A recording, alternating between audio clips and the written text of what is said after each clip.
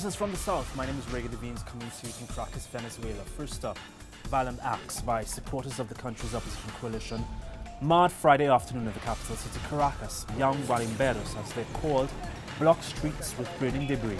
Also, as you can see here, they continue to demand with violence that the government be removed from office as a means of addressing the country's economic crisis.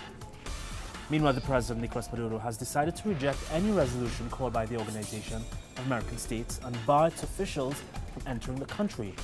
This comes after the regional bloc's latest failed attempt to issue a formal declaration condemning his government.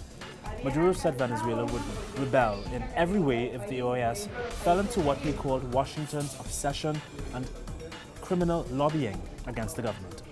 Mexico's Enrique PEÑA NIETO, the president, is lashing out at accusers who say that his government has been using Israeli-bought software to spy on private citizens. Earlier this week, activists, human rights lawyers and journalists filed a criminal complaint following a New York Times report that their smartphones had been infected with spyware software.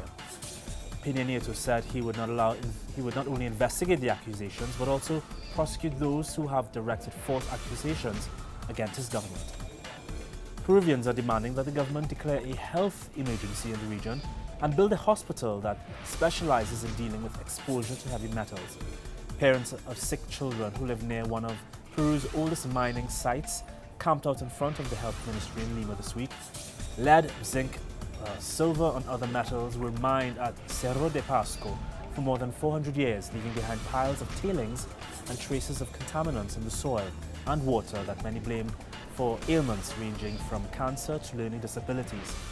More than 40% of children in the area who were tested in a 2012 study had dangerously high levels of lead in their blood.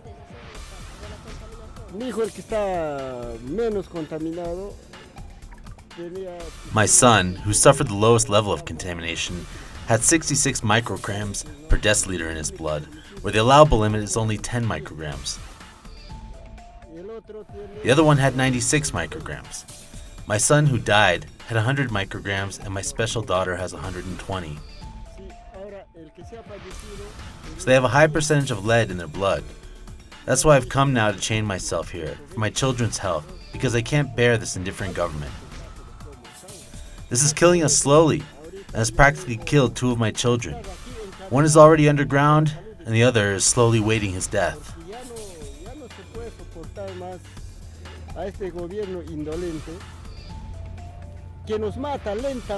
US officials have announced a pause in imports of fresh beef from Brazil. They said they have concerns over recurring failed food safety tests. All meat imports to the US from Brazil has been inspected since March, when some of the country's top meat producers became embroiled in a tainted meat scandal. During that time, the US Food Safety and Inspection Service rejected 11% of Brazilian fresh beef.